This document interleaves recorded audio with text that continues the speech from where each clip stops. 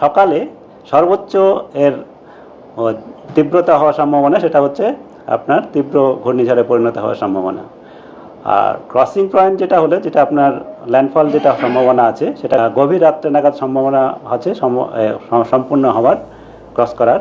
আর এর প্রভাবে যে ওয়েদার আপনার আগে অলরেডি যেটা ওয়ার্নিং যেটা দেওয়া সাহেব বলেছেন, সেটা হলো 26 তারিখে আপনারা যেটা জিজ্ঞাসা করছিলেন, 26 তারিখের আপনার কালকে দুপুর থেকে বা সকালের কিছুক্ষণ পরের থেকেই আমাদের আপনার ওয়েদার তো আজকে অলরেডি আমার শুরু হয়ে গেছে আপনার যেটা আউটার ব্যান্ডে হয়, কিন্তু কালকে আমাদের যেটা মেন ওয়েদার সেটা কালকে দুপুর থেকে 27 তারিখ দুপুর পর্যন্ত এই সময়ে 24 ঘন্টা যে সময়, এই 24 ঘন্টা হচ্ছে আমাদের দক্ষিণবঙ্গের জন্য সবথেকে ক্রুশিয়াল সময়।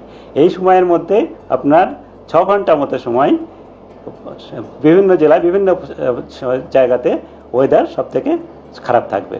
তা কলকাতার জন্য আমাদের সেজন্য ওয়ার্নিং আছে। যেমন আমাদের ওয়েদার আর সম্ভবত মেনলি এটা হয় যে আপনার ল্যান্ডফল যখন শুরু হলো তার কয়েক ঘন্টা আগে থেকে শুরু হয়, তারপরে ল্যান্ডফলের পরে আরও কয়েক ঘন্টা পর থেকে চলতে থাকে। এটাই হচ্ছে মেন সময়। এবার ল্যান্ডফলের আপনার এক্সাক্ট টাইমিং আমরা যেমন পাশাপাশি যেমন বলেছি, ওইরকম আপনার 2-4 ঘন্টা প্লাস মাইনাসে আপনার যেটা হয় সেই মতোই আপনার ওয়েদারটাও শুরু বা শেষ হয়। ঠিক আছে, যেটা আপনারা জিজ্ঞাসা করলেন সেটার প্রশ্ন উত্তর হচ্ছে এটা। যে ঝড়টা হবে তার ধরুন ঘরবাড়ি এবং কৃষিক্ষেত্রে কি ধরনের ক্ষতি হতে পারে, সেই আশঙ্কাটা কিরকম? হ্যাঁ, সেটা আপনার আমাদের বুলেটিনে অলরেডি দেওয়া রয়েছে। যেমন আমাদের কোস্টাল এলাকায় যেসব আপনার যেগুলো সিকিউরড নয়, যেমন ডুয়েলিং হাট যেমন যেগুলো রয়েছে, সেগুলো ক্ষতি হওয়ার সম্ভাবনা রয়েছে অ্যালং দ্য কোস্ট লাইন।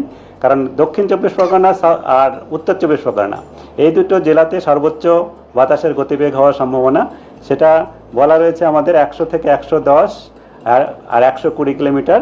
এটা হচ্ছে আপনার ল্যান্ড এরিয়াতে।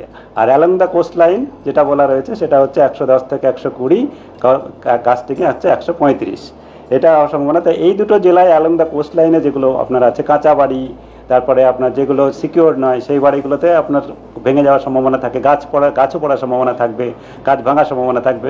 যেমন পাওয়ার কমিউনিকেশন বা ইলেকট্রিক কমিউনিকেশনের কিছু ক্ষতি হওয়ার সম্ভাবনা থাকবে। আর হেভি রেনফলের জন্য কাঁচা বাড়ি ধসে যাওয়ার সম্ভাবনা থাকে। এই সমস্ত কিছুই সম্ভাবনা আছে। আর এগ্রিকালচারের ক্ষেত্রে সেটা হচ্ছে এগ্রিকালচারের যেগুলো স্ট্যান্ডিং ক্রপ আছে, তারপরে আপনার আমাদের ভেজিটেবলস আছে, সেগুলো ক্ষতি হওয়ার সম্ভাবনা আছে। তার জন্য যেগুলো অলরেডি ম্যাচিওর্ড হয়ে গেছে, যেগুলো আপনার সেইগুলোকে আমরা বলেছি যে হারভেস্ট করে সেফ জায়গায় রাখার জন্য।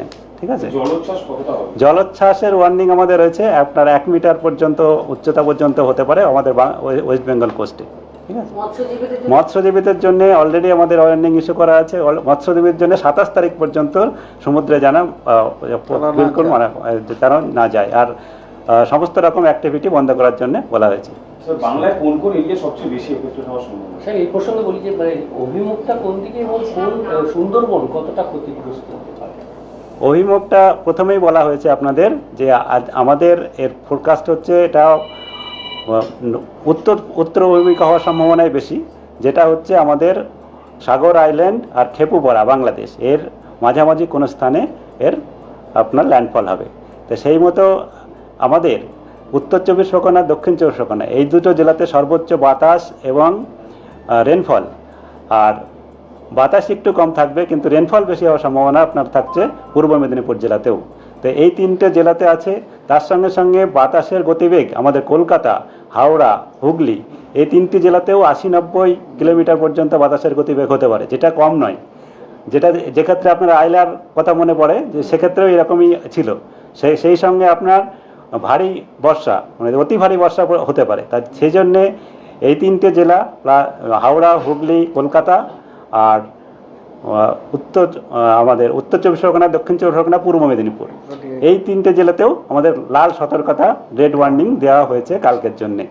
তারপরে আপনার কালকের পরে 27 তারিখে এটা যেহেতু আপনার উত্তর বা সামান্য উত্তর দিকে মুভ করবে, নিয়ারলি উত্তর দিকে, প্রায় উত্তর বলতে পারেন।